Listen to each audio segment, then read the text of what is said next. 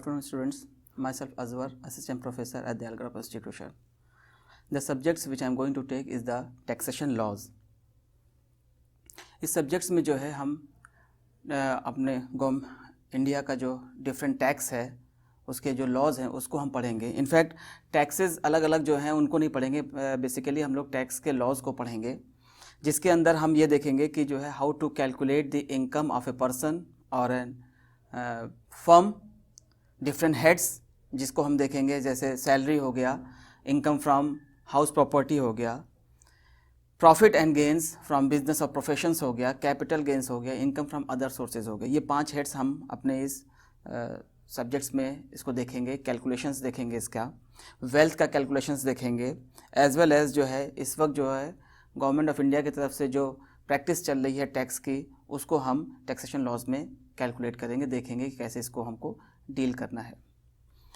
Now सबसे पहले जो है सब्जेक्ट्स को शुरू करने से पहले कुछ इंपॉर्टेंट डेफिनेशंस है जिसको हमको जानना बहुत ज़रूरी है. बिकॉज़ ये डेफिनेशंस जो है हमको अक्सर जो है जब हम पूरे सब्जेक्ट्स को पढ़ेंगे तो ये डेफिनेशंस, ये टर्म्स अक्सर आएंगे हमारे सामने. तो अगर हम फर्स्ट क्लास से ही, फर्स्ट डे से अगर ये डेफिनेशंस, हमें कुछ डेफिनेशंस है जिसको हम देखेंगे, अगर ये क्लियर हो जाएं तो हमें आगे सब्जेक्ट्स को अंडरस्टैंड करने में, समझने में बहुत आसानी हो जाएगी. तो सबसे पहले हम आज जो बेसिक क्लास है हमारा, हम सबसे पहले इनकम टैक्स लॉ के अंदर, जो कि हमारा 1961 में फॉर्म हुआ था और इसी में अमेंडमेंट होते हुए अभी तक ये कंटिन्यू चला आ रहा है, उसमें कौन कौन सी डेफिनेशंस हैं. डेफिनेशंस तो बहुत हैं उसके अंदर, लेकिन हम कुछ डेफिनेशंस को देखेंगे जो हमारे कोर्स में आती हैं, अक्सर आएंगी और जिसको हम अक्सर जो है उनसे डील करेंगे. उसमें सबसे पहले डेफिनेशन है that is your income tax. Now what is income tax? It is the tax that is calculated by Government of India for each financial year, imposed on total taxable income of an SSC during the previous year. अब इसमें आप देखेंगे तो इसमें कई और भी terms आए हैं जो अभी हमको क्लियर करने हैं. लाइक फाइनेंशियल ईयर आया है इसमें, लाइक प्रीवियस ईयर आया है, लाइक SSC आया है. इसको भी हम आगे देखेंगे कैसे क्या है. बट अभी के लिए समझिए कि इनकम टैक्स क्या है. Income tax basically government of India जो है, जो इनकम किसी पर्सन के ज़रिए प्रीवियस ईयर में जो भी इनकम अर्न की गई है उस पर जो टैक्स कैलकुलेट करके इम्पोज किया जाता है, that is your income tax. For example previous year अगर मैंने 10 लाख रुपए अर्न किए हैं, कैलकुलेट किया है, कमाया है, और उस पर 10% जो है गवर्नमेंट ऑफ इंडिया उस पर टैक्स लगाती है, तो दैट मीन्स अराउंड 1 लाख जो है, ये जो 1 लाख का कैलकुलेशन आया है under the income tax act के प्रोविज़न के अंडर में, जब कैलकुलेट करके इस पर कैलकुलेट किया गया 1 lakh rupees, that is my income tax. Second जो चीज़ है, जो टर्म्स है जिसको हम समझेंगे, दैट इज़ SSC. SSC क्या है? SSC is a person. Under SSC को जो डिफाइन किया गया है अंडर सेक्शन 2 सबसेक्शन 7 में, it is a person who is liable to pay the taxes under any provisions of income tax act 1961. See, इसमें बहुत क्लियरली बताया है, इनकम टैक्स एक्ट 1961 के अंडर में जो पर्सन आता है और जिस पे टैक्स इम्पोज किया जाता है प्रीवियस ईयर में जो उसने इनकम अर्न की है, उसको SSC कहते हैं. सी, इसमें फिर से 2 चीज़ें आई, एक प्रीवियस ईयर आया और दूसरा आया पर्सन. पर्सन बहुत इंपॉर्टेंट है. पर्सन का मतलब हम ये समझ रहे होंगे कि जैसे मैं एक individual, I am a person.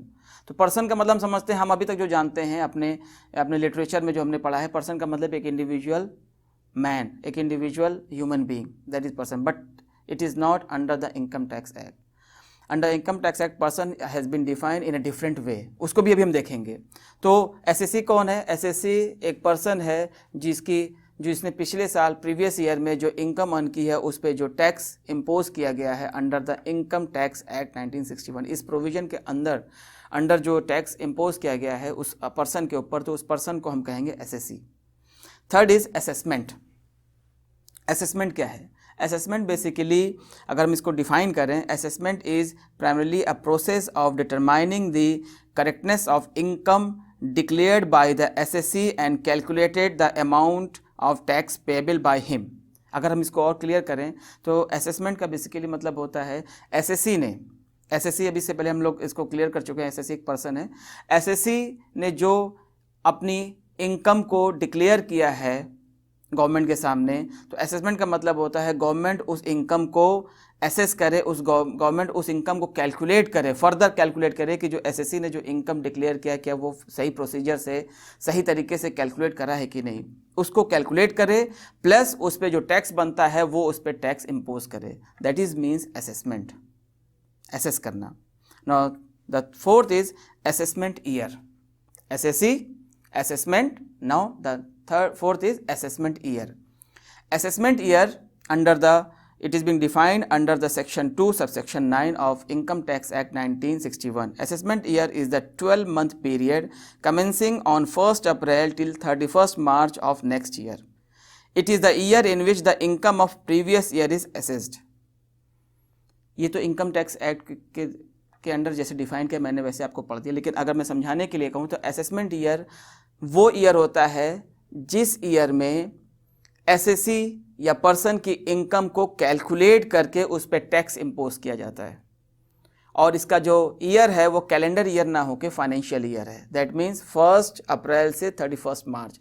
Suppose that this is the year 2020, तो अगर असेसमेंट ईयर अगर मुझ पे इनकम टैक्स लॉ जो है इनकम टैक्स इम्पोज कर रहा है, तो मेरा असेसमेंट ईयर होगा 1 April 2020 to 31 March 2021। That will be the assessment year. ये इस ईयर असेस किया जा रहा है मुझ पे कितना टैक्स इम्पोज किया जाएगा। Now the next is previous year. अगर प्रीवियस ईयर को, now assessment year now comes to the previous year. अगर हम प्रीवियस ईयर को डिफाइन करें तो प्रीवियस ईयर को जो इनकम टैक्स एक्ट में जो डिफाइन किया गया है वो सेक्शन 3 में डिफाइन किया गया है। प्रीवियस ईयर क्या है? The year in which income is earned is known as previous year. Very clear, ये भी फाइनेंशियल ईयर होता है। Previous year means assessment year से पहले वाला जो फाइनेंशियल ईयर है। अगर हम इसको एक दूसरे तरीके समझने की कोशिश करें तो असेसमेंट ईयर से जो पहले वाला जो फाइनेंशियल ईयर है, I am again saying financial year, दो ईयर चलते हैं, एक कैलेंडर चलता है, एक फाइनेंशियल ईयर चलता है। बहुत क्लियर कर दूं, कैलेंडर ईयर होता है वो 1 जनवरी से 31 दिसंबर का होता है, जो हम लोग अक्सर अपने कैलेंडर में देखते हैं। और फाइनेंशियल ईयर जो होता है वो 1 अप्रैल of this year and the 31 March of the coming year, वो फाइनेंशियल ईयर होता है। तो मैं ये कह रहा था कि प्रीवियस ईयर मतलब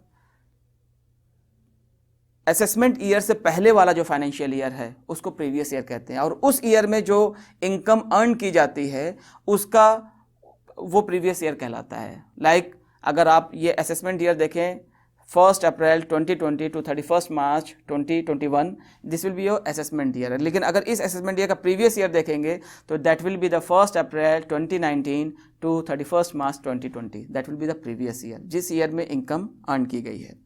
now come to the most important, that is person.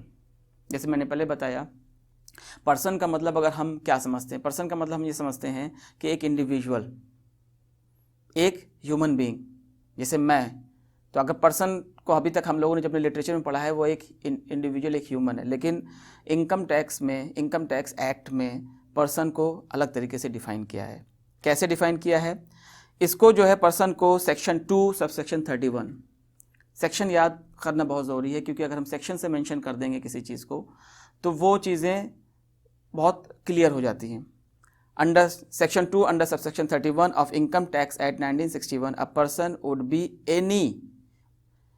Be any one. अब मैं जो पॉइंट्स बताऊंगा इसमें से किसी एक को भी अगर आप ले लेंगे तो वो पर्सन कहलाएगा, जो इनकम टैक्स एक्ट में डिफाइन किया गया है। पहला क्या है? एन इंडिविजुअल, जैसे मैं, आप, इंडिविजुअल, हम लोगों ने जो अर्न करी है income, that will B come under the person. Second, HUF, Hindu undivided family, ये एंसेस्टर से चला आ रहा जो काम है, जो फैमिली है, उसको HUF कहते हैं, तो ये भी एक पर्सन है। थर्ड, एक कंपनी, कोई कंपनी है जो फॉर्म हुई है अंडर द कंपनी एक्ट, वो भी एक पर्सन है। एक फर्म, कोई छोटी सी फर्म है, एंटरप्रेन्योरशिप फर्म है, जो हम और आप मिलके या हम इंडिविजुअल करना चाह रहे हैं, कर रहे हैं, और वो रजिस्टर्ड है, तो वो भी एक पर्सन है।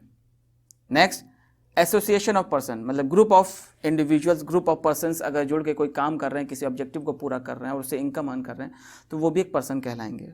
Next, a local authority, local authority जो काम कर रही है अपने लेवल पे, उसको भी हम पर्सन कहेंगे। Next, every artificial and juridical person who is not included in any of the above mention category. इससे ऊपर वाली जो कैटेगरी जो मैंने बताए हैं अभी पॉइंट्स, उसमें अगर कोई और ऐसे पॉइंट्स, ऐसे इंडिविजुअल्स हैं जो काम कर रहे हैं और इनकम अर्न कर रहे हैं और उसमें नहीं इंक्लूड किए गए, तो वो भी पर्सन कहलाएंगे। तो पर्सन बहुत इंपॉर्टेंट है समझना। पर्सन का मतलब कोई इंडिविजुअल नहीं, बल्कि पर्सन का मतलब इंडिविजुअल भी है, पर्सन का मतलब HUF हिंदू अंडर फैमिली भी है, पर्सन का मतलब एक कंपनी भी है, पर्सन का मतलब एक फर्म भी है, पर्सन का मतलब एक लोकल अथॉरिटी भी है। तो this all come under the person. तो कभी भी पर्सन का अगर जिक्र आए तो आप इन सब 5 और 6 कैटेगरीज को आप इंक्लूड करेंगे अपने जहन में, अपने कैलकुलेशन में। और इन्होंने जो प्रीवियस ईयर में जो इनकम अर्न की है उसका असेसमेंट करंट ईयर में होगा और इस पर टैक्स इम्पोज किया जाएगा। Now the today's class last definition is income. Now अब हम बार बार ये सुन रहे हैं और ये देख रहे हैं कि इनकम पे जो टैक्स इम्पोज किया जाएगा, इनकम पे टैक्स दिया जाएगा। तो इनकम को कैसे डिफाइन किया है? इनकम को डिफाइन किया है सेक्शन 2 सबसेक्शन 24 में। इसको डिफाइन किया है, the definition of income as per section 2 subsection 24 is inclusive but not exhaustive of below mention item. मतलब कोई भी इनकम जो हमने अर्न की है प्रीवियस ईयर में, that will be your income. लेकिन कुछ पॉइंट्स मेंशन किए गए हैं। ये पॉइंट्स इन जो अभी मैं बताऊंगा आपको और क्लियर करने की कोशिश करूंगा, अगर इन पॉइंट्स के ज़रिए अगर ये आपके इनकम का पार्ट है तो that will B not your income, और इस पे टैक्स उस तरीके से इम्पोज नहीं होगा जैसे हमारे इनकम पे होगा। तो पहला क्या है? Any illegal income arising to the SSC। कोई भी इलीगल, कोई ऐसी इनकम जिसको गवर्नमेंट ऑफ इंडिया ने इलीगल कर दिया हो, लाइक स्मगलिंग के ज़रिए, तो वो इनकम नहीं होगी। वो भी इनकम है, अगर मैंने स्मगलिंग करके कुछ अर्न किया है तो वो भी मेरी इनकम है, लेकिन वो टैक्स के अंदर नहीं आएगी, उस पर टैक्स नहीं लगेगा, उस पर पनिशमेंट मुझे मिलेगी। ठीक। Second, any income that is received at irregular intervals. कोई इरेगुलर इंटरवल्स पे, कभी जैसे अभी मिल गई, फिर कहीं 6 महीने बाद मिल गई, 8 महीने बाद मिल गई, तो वो भी इनकम में नहीं आएगी। Next, any taxable income that have been received from a source outside India. India से बाहर कोई सोर्स से हमें कोई इनकम मिली हो तो वो इंडिया में इनकम नहीं कहलाएगी। नेक्स्ट, एनी सब्सिडरी और रिलीफ और रीइम्बर्समेंट। कोई सब्सिडरी गवर्नमेंट ने दे दिया हो, जैसे गैस सिलेंडर पे दे रही है गवर्नमेंट, 800 का गैस सिलेंडर है, उस पर 200 का जो है सब्सिडी दे रही है, तो ये 200 पे मेरी बच जा रही है, तो इसको भी इनकम कहलाएंगे, लेकिन ये इनकम नहीं होगी। ये जो रिलीफ और सब्सिडी जो गवर्नमेंट दे देती है, वो पैसा आपका बच जाता है तो वो आपके इनकम को बढ़ा देता है। अगर वो ना दे तो आप 200 रुपये से कम हो जाएंगे, लेकिन वो गवर्नमेंट ऑफ इंडिया ने रिलीफ दे दिया आपको तो वो आपके इनकम को बढ़ा दिया, तो वो इनकम, लेकिन इनकम के कैलकुलेशन में नहीं आएगा। जब आपके इनकम टैक्स का कैलकुलेशन होगा तो वो इनकम का पार्ट नहीं होगा, जो रिलीफ जो सब्सिडी दी है। Next, gift the value of which exceed ₹50,000 without any consideration by an individual और HUF। कोई गिफ्ट वगैरह जो दे दिया जाए आपको, आपके शादी में, बर्थडे पे, किसी और ओकेजन्स पे जो गिफ्ट वगैरह दे दिया जाए और जिसकी वैल्यू 50,000 से इंक्रीज़ कर जाए तो वो भी इनकम का पार्ट नहीं होगा। नेक्स्ट, एनी प्राइज़, कोई प्राइज़, कोई गिफ्ट इस तरीके से दे दिया तो वो भी इनकम का नहीं पार्ट होगा। कैजुअल इनकम, जैसे winning from lotteries, horse race, gambling, जुआ खेल के, घोड़े पे बैठ करके लॉटरी में जो जीता है वो भी इनकम नहीं कहलाएगी। तो दीज जो पॉइंट्स मैंने बताए हैं, ये पॉइंट्स अगर आपके इनकम का पार्ट है तो ये इनकम नहीं कहलाएगी जब आप इनकम टैक्स कैलकुलेट करेंगे। इसके अलावा जो अर्न कर रहे हैं that will be your income. अब इनकम इसके अलावा जो अर्न करते हैं वो मैंने पहले बताया 5 हेड्स हैं, सोर्स ऑफ इनकम है जो इनकम कहलाते हैं। उसको हम आगे चल के देखेंगे कैसे कैसे जो है इसको, और वो बहुत इंपॉर्टेंट है क्योंकि वो उसका अगर कैलकुलेशन आ जाएगा तो हम किसी भी इंडिविजुअल्स की, किसी भी फर्म की जो है हम इनकम को कैलकुलेट कर सकते हैं। तो उसको आने वाले क्लासेस में देखें। अभी कुछ डेफिनेशंस और हैं जो हम फर्दर क्लासेस में देखेंगे और रेसिडेंशियल स्टेटस को भी स्टडी करेंगे नेक्स्ट क्लास में हम। Okay, thank you.